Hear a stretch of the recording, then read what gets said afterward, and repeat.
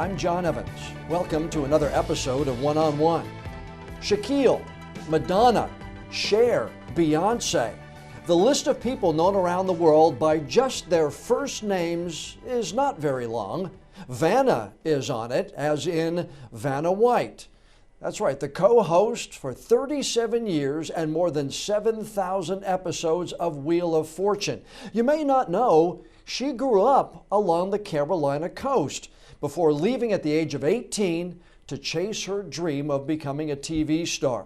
I had the chance to talk to Vanna recently, and she told me despite the 4 decades of living on the West Coast, she's still a down-home Southern girl.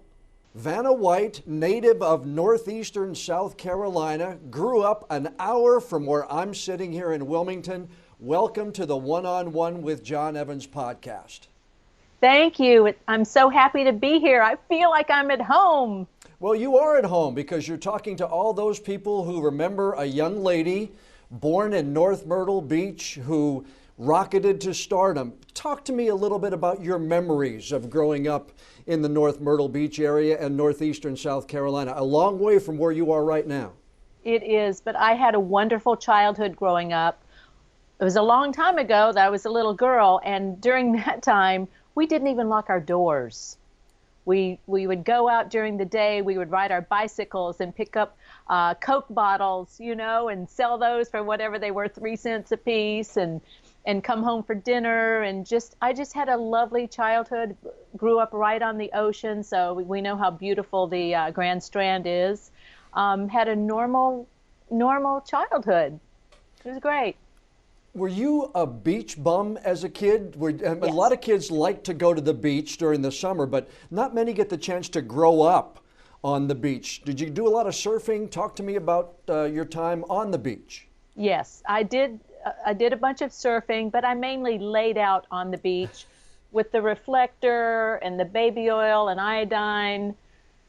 Yes, I did that. I'm sorry to say. So now today I wear sunscreen every single day. What was the household like growing up? Talk to me about, I know your stepfather was in real estate, but talk to me about the household growing up. I know you had one brother who still, I believe, lives in the Charlotte area? That is correct. Yes, I have a brother who's 3.5 years younger than me, and my dad worked in the post office for 30 years, then he retired. And we had, a normal childhood. We sat down to dinner every night at 6 o'clock. We all sat together and ate. And I also want to point out my dad is 94 years old, and I call him every single day. I was going to ask you about that. That's your one tradition. You still do that now. That's awesome that you still have your dad after this many years. Yes, it's wonderful to I just say hi and what's going on. It's the same conversation, but just to hear his voice makes me feel good. And I heard he always says, "I love you more."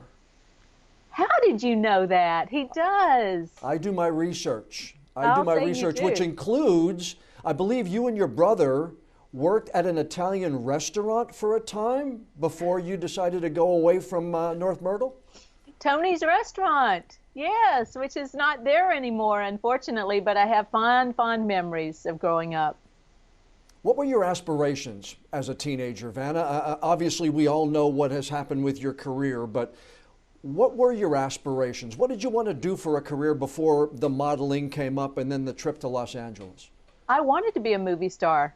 From the time I was 10 years old, I remember watching a show called Rat Patrol on television, which was a show that was on TV back then. Mm-hmm. And my mother said, "Oh, that's your uncle, Christopher George." It's like, my uncle? I have an uncle on TV? I want to be on TV.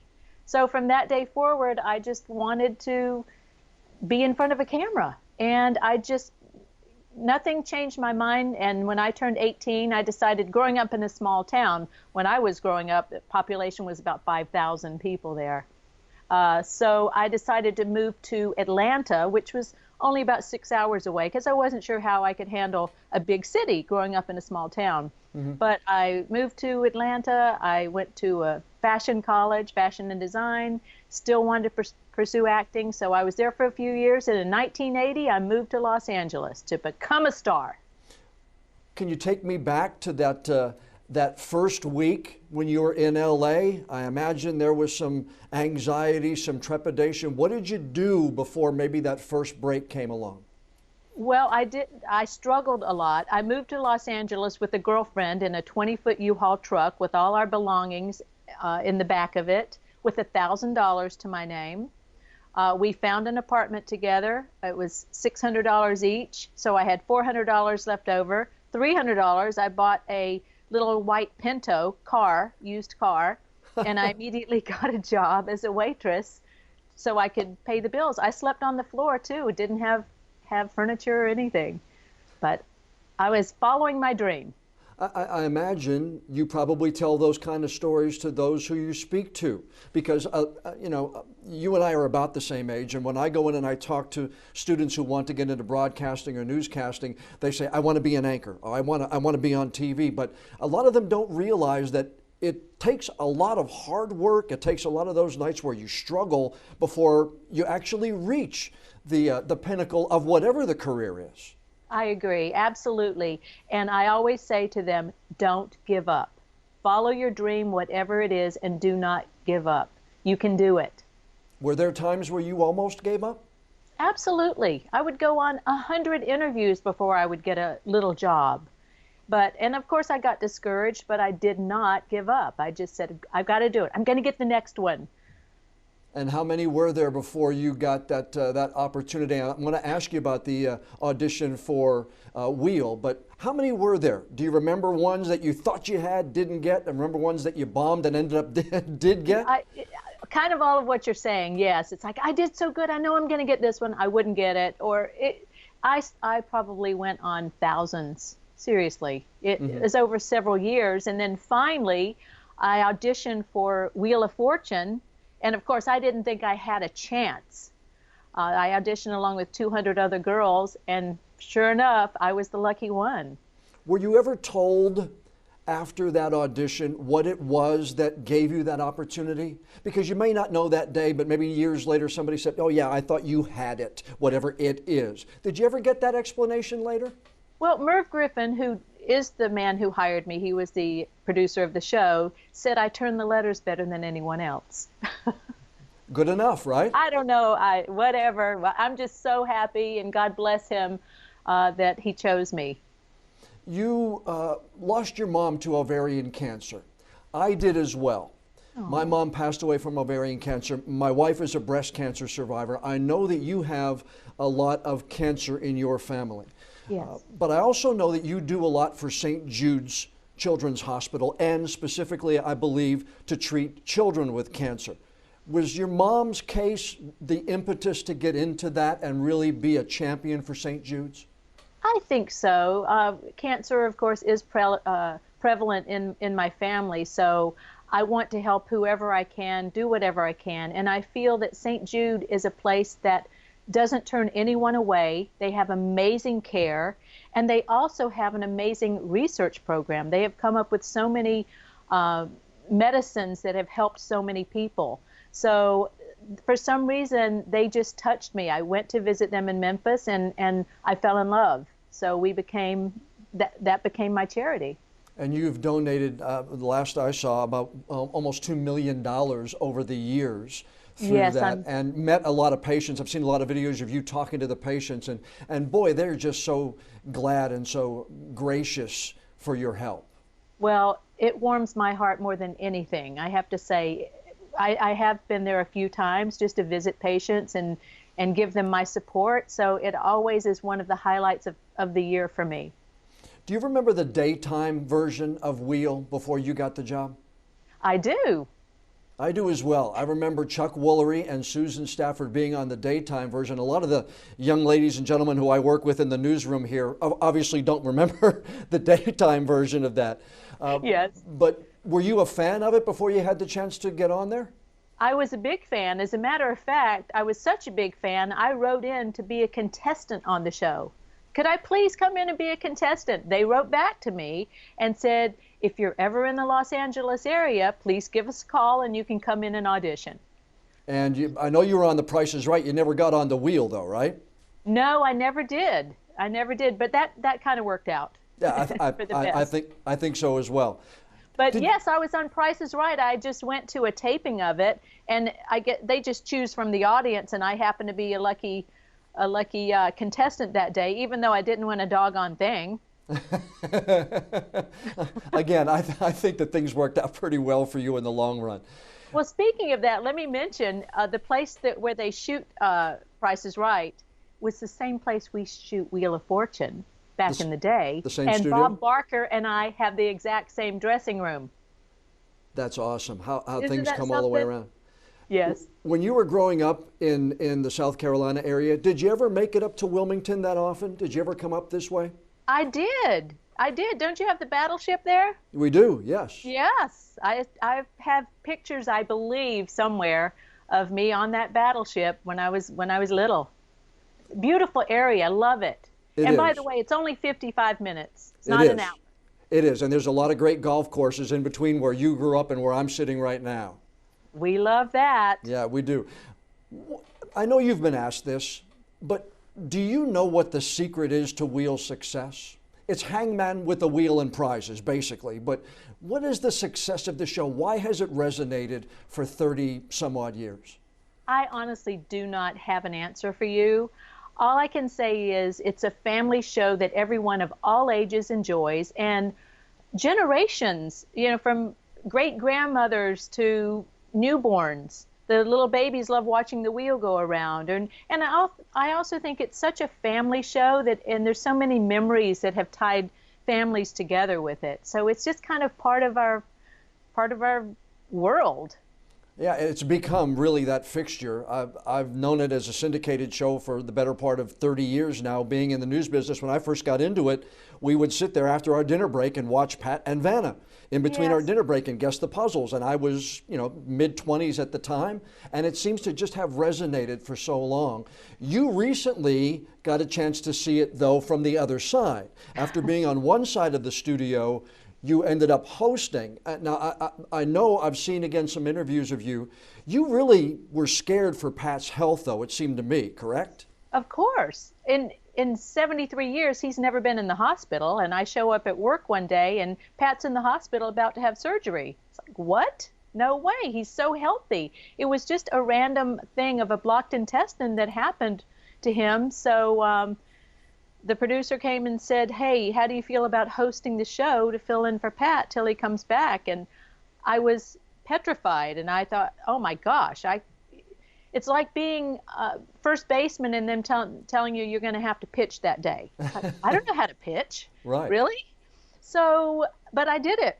And I was very nervous, and it's okay. I felt I had to be there for Pat and fill in for him, and it all worked out great. He's back. He's healthy. I'm back at my puzzle board. All is good.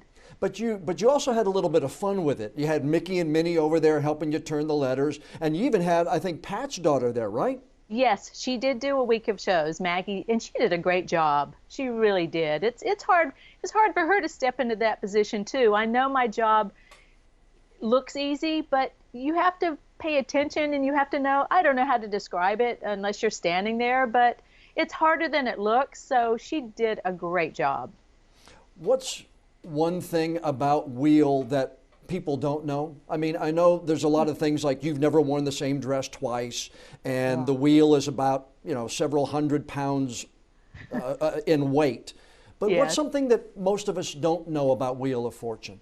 I would say the people that are sitting in the audience often say, it seems so much smaller in person, the set. On camera, it seems very big, but in person, it looks smaller to them. So other than that, what you see is what you get on the show. You don't hear the funny jokes that Pat tells during the commercials.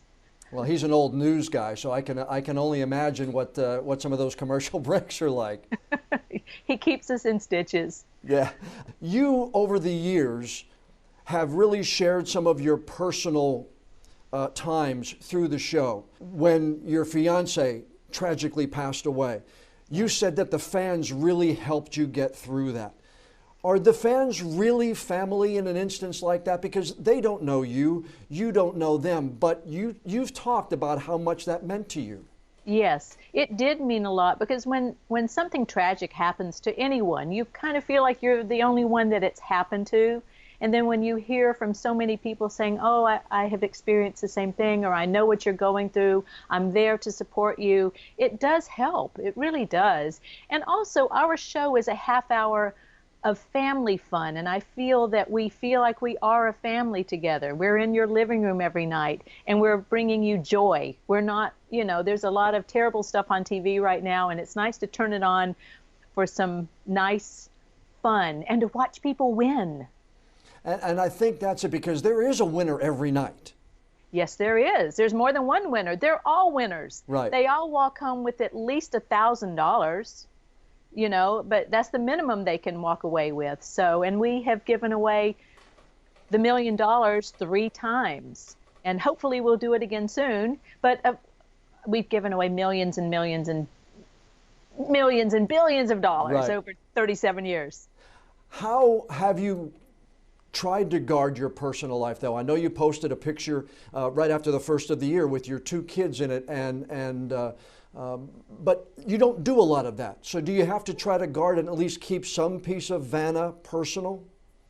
I am a private person. I don't know. I just feel like people, I'm just not a social media type person. I feel more private. It's like, I don't necessarily have to show what I had for dinner last night. To me, it's like, I would feel that someone would find that boring. But then other people do like it. But I'm like, I don't want you to know what I had for dinner or whatever it may be. I don't want you to know that I'm having a vacation in Santa Barbara, or I don't know. It's just private because we are in the public eye so often. It's nice to have a little downtime where you don't have to be all made up and that kind of a thing. So I'm just kind of private that way.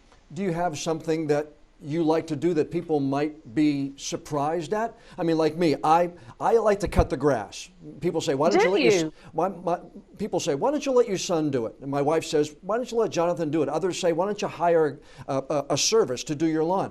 But for me, that's my private time. I put the headphones on, I get away from everybody, and that's like my time. Do you have Vanna time like that? Do you have something that you kind of get away to? Probably reading. I enjoy reading all kinds of things. And I enjoy crocheting too. Well, yeah, you've done that with your line. I know you do that everywhere. People have seen you do that everywhere, basically. Right. But that's probably what I do better. I'm not a good cook. I don't like cooking. I like vacationing, going to unusual places and seeing places. I'm really kind of a normal person, really. Boring is a better word. Who's been invited into living rooms for the better part of almost 40 years. So you're like the next door neighbor everybody wants to be with. You've been with the show and you've taken it all around the world. Is there some place you haven't been that you would like to do the show? Oh my goodness, there's many places. You name it, I would go there. I can't say specifically. I mean, I've been to Italy. That's one of my favorite countries. And Wheel hasn't been there. But I haven't been to Australia. It would be fun to go there.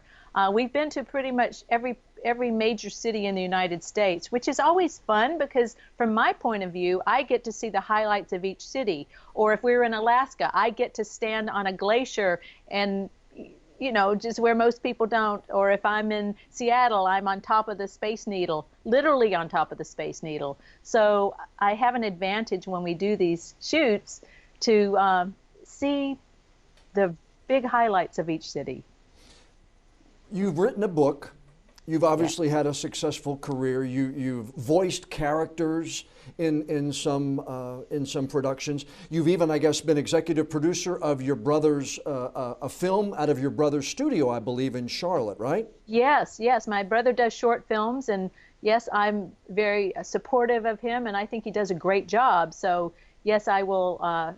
They call me executive producer, but he's the one that does all the work. I saw that, but my question, what haven't you done that you would like to do professionally? Is there something that you're still yearning to do that hopefully you get the opportunity to do? That's an interesting question. I have to think about that one. I've been doing the show for, like you said, almost 40 years. maybe it's time for me to, once the show is done. I'm not going anywhere, by the way. No, Good. no, I'm here. I'm here. I love my job. I love what I do. But after that, I don't know. Maybe I'll just enjoy life a little bit. My kids are in their 20s, and I'm assuming in the next 5 or 10 years they'll be having their own children. So it'll be nice to be a grandma that hangs out with the kids, Is it with the grandkids. neither one of your children have gone in, I don't think, to the TV industry. Is that a kind of a bummer to you? No, I wanted them to follow their hearts, whatever it may be. My son is an organic farmer. He loves doing that. And my daughter is about to graduate, and she's going into art, photography, writing, not quite sure. She's not quite sure which direction. So whatever it is, I want them to be happy. And that's the most important thing in anyone's life. Follow your dream, as I said before. Do what you want to do and don't give up. Pursue it. I do want to share one story with you, and I know your time is valuable, and I do thank you for taking this. My wife has a dress that you wore on the air one night. No. She does. And she wore it, but after you wore it on the air that night, you at the end of the show apparently had some time, and you talked about, it was long sleeve, and you talked about how great it was because the studio is always so cold. And that just tickled my wife because she has the same dress you did. I love it. That's great. I love it. Do you hear those stories often? Not like that, no. I love that, especially dresses. I don't know. I mean, I do wear a different dress every day, and those dresses are available, in the world. So it's nice to hear that your wife has one of them. Yep, and and especially, I think the neat thing, same dress as Vanna, but the neat thing is when you talked about how good it was and it was cold in the studio, because my wife is always cold too. So that's why she got it for long sleeve purposes. That's so perfect because I don't wear a lot of long sleeves. That's why I'm always so cold. There you go. I think I may have the one question that I don't think anybody has ever asked you. Oh gosh, should I be nervous? Nope, it's going to be easy. Here's the question. What's the one question that nobody has ever asked you that you wish they would ask you? Good question. I don't think I've ever been asked that, and I don't even think I have an answer for you. Is there part of your life that you really don't get a chance to talk about that you want to talk about? I know you have the yarn, and I know the proceeds go to St. Jude's, and I wanted to make sure I mentioned that because of all the great work. But what's a part of Vanna's life that people don't know about that you're proud of? You know what? I think people don't, maybe they do know. I really am just a normal person. I dress up on the show with, all kinds of jewelry and high heels and beautiful gowns and such. But I'm really a down-home Southern girl from South Carolina. And that's it. How often do you get back here to the East Coast? Pretty often, several times a year. I get home at least 2 times a year. But anytime I'm in the neighborhood or anytime I'm on the East Coast, I stop and visit my dad, for sure. Any other places that you make it a point to stop in case anybody's listening? They might hang out there and hope to see Vanna? Ooh, I have to think about that too. It just depends on my mood or how close I am to something. I love your food. I love, love, love. I miss that more than anything. And you know what? The hospitality and the Southern accent. I love it. I love it. I feel at home, and it will always be my home. Well, every night at 7 p.m. right here on WECT, Pat and Vanna are a staple in thousands of households and millions of households all across the country. I have wanted to do this interview because of your importance in southeastern North Carolina and northeastern South Carolina. And I know your time is valuable. Thank you so much, Vanna, for taking some time today and talking to, obviously, I'm going to say one of your fans, but also somebody who really respects you for all the stuff that you've done and the things that you do off the air as well. Oh, thank you so much. It's been a pleasure. A big thank you to Vanna White for sparing some of her valuable time to sit down and talk with us for this week's podcast. You can watch her every night on WECT, straight up at 7 o'clock. 37 years going strong on Wheel of Fortune. and she says she's going to keep doing it for many years to come. You want some behind-the-scenes stuff with Vanna? Well, go to wheeloffortune.com. Vanna has her own page on that website. She's also active on social media, on Facebook and Twitter and Instagram. And oh, by the way, if you're ever in North Myrtle Beach, keep your eye out. You heard her. She comes back here at least twice a year. Now, before we go, I'd like to ask you a favor. Please download and subscribe to the One-on-One with John Evans podcast on whatever app you use to listen to your favorite shows. And if you would be so kind, please leave us a rating or a review. The more of them we have, the higher we'll be listed on the apps, the better chance we'll have of bringing in even more new listeners. I'm John Evans. Thanks so much for joining us for this week's episode of One-on-One.